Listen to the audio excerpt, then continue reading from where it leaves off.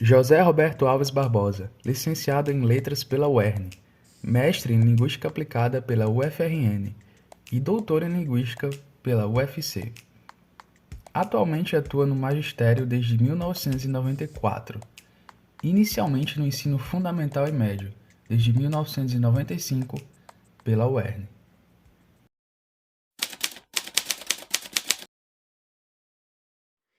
Bem, o que me motivou a ser professor, a experiência com bons professores. Eu tive bons professores no ensino médio que me inspiraram. Eu ainda ventilei a possibilidade de ir para uma outra área, mas observando os meus professores ministrarem aulas no ensino médio, sobretudo os professores de inglês e os professores de literatura, eu acabei sendo despertado para. Na minha época se fazia o exame de vestibular. Eu fiz o vestibular para a área de letras. Também minha mãe é uma inspiração.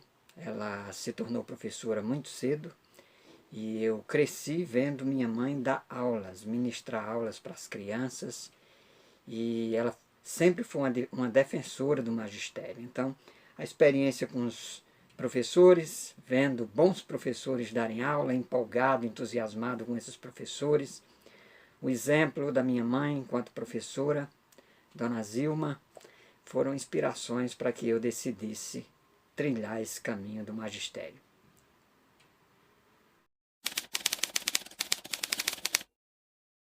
A educação no Brasil tem passado por muitas transformações nesses últimos tempos. Para vocês terem ideia, um ícone da educação brasileira, que é a figura do Paulo Freire, que eu descobri Paulo Freire lendo teóricos da área de leitura da Europa. Teóricos que falavam sobre a leitura da Inglaterra, do Reino Unido. E aí eu observei que o Paulo Freire era constantemente citado. E eu fiquei entusiasmado e comecei a refletir. Como pode uma figura tão conhecida no mundo inteiro, pouco falada no Brasil? E Paulo Freire é um símbolo do que tem acontecido com a educação brasileira nesses últimos anos. Alguém que foi extremamente respeitado, estudado, ainda é estudado na Europa. No Brasil acabou se tornando uma persona não grata.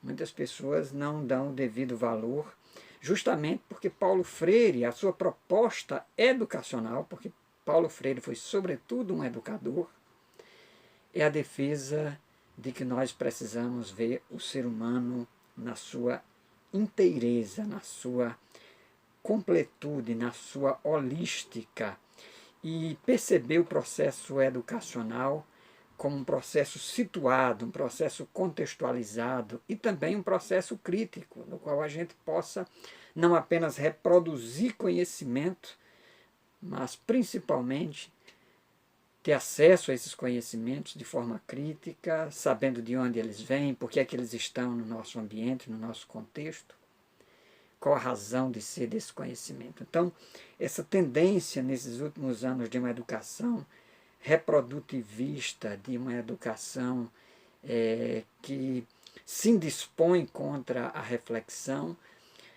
às vezes me assusta um pouco, porque me parece que nós estamos andando na contramão daquilo que alguns países da Europa, os grandes centros educacionais, estão fazendo. E nós que temos um Paulo Freire, que temos uma tradição educacional, precisamos resgatar essa forma de pensar e refletir e não perder as esperanças. A pedagogia do oprimido também nos aponta para uma pedagogia da esperança, na expectativa de que nós tenhamos sempre dias melhores.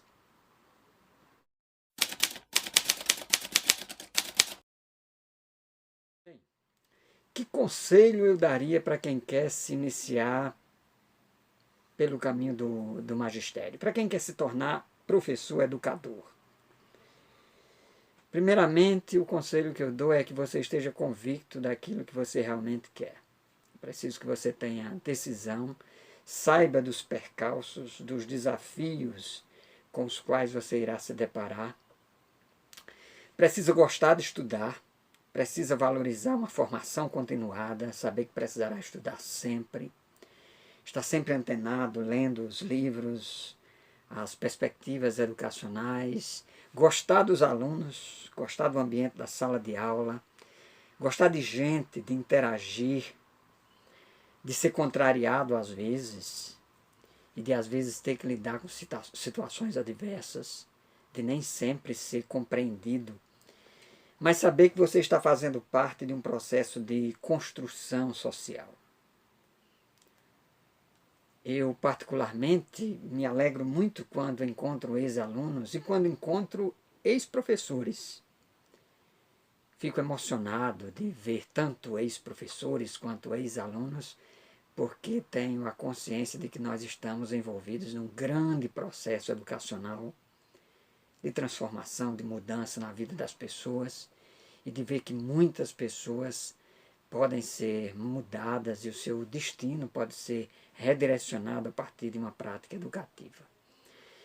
Então é preciso ter essa noção. Evidentemente, ser professor não pode, o ato do magistério e ser professor não pode ser idealizado. Nós temos condições socioeconômicas que nós precisamos dar contas. Não é fácil, os salários não são às vezes tão convidativos, as lutas são intensas, é preciso continuar lutando pelas conquistas, pelos direitos e saber que isso também faz parte desse processo educacional. Então, é preciso estar ciente de que é uma profissão desafiadora, uma profissão de luta, de conquistas, mas, sobretudo, é compensadora.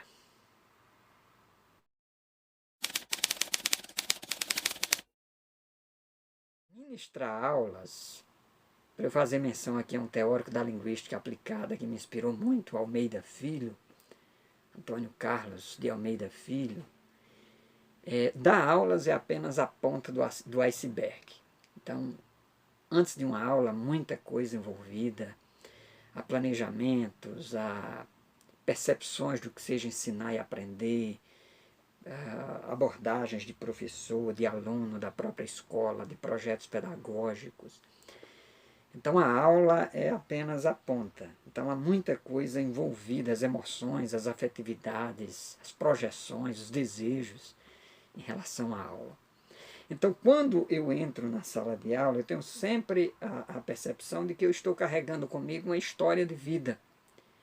E minhas leituras, minhas compreensões, realizações, frustrações, percepções em relação ao outro. E do mesmo modo eu tenho as mesmas concepções em relação aos alunos. Então, ministrar aulas é sempre um ato de negociação, de interação, e nesse sentido a gente precisa fazer ajustes a todo tempo. Às vezes, dependendo da faixa etária, a gente tem que lidar com as questões dos comportamentos humanos, de como as pessoas se comportam, os níveis de interesse, de motivação. Então, ministrar aulas para mim é sempre desafiador, não importa quantas aulas eu já tenha ministrado. E o meu desafio é sempre motivar os meus alunos, trazer um conteúdo que seja passível de acesso, de conhecimento, de interação, e que possa, de algum modo, fazer parte do universo no qual os alunos estão envolvidos. E, principalmente, que eles se sintam motivados a aprender. Então, para mim, esse é o grande desafio da sala de aula. Esse é o grande desafio da sala de aula.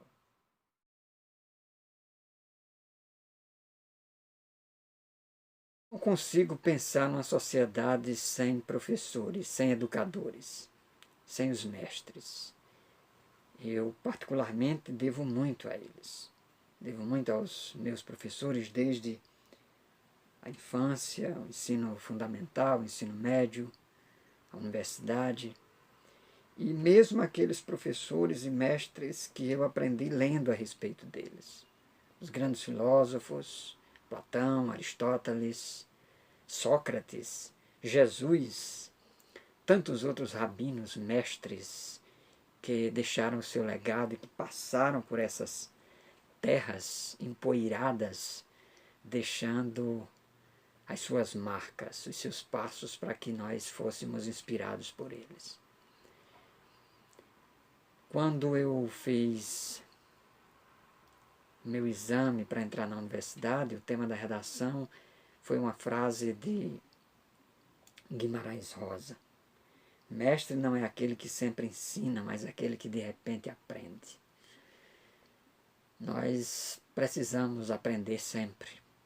Então, nós precisamos ter um espírito aberto. Eu sou eternamente aluno. Enquanto professor, estou sempre aprendendo com outros professores. Existem muitos mestres que me inspiram.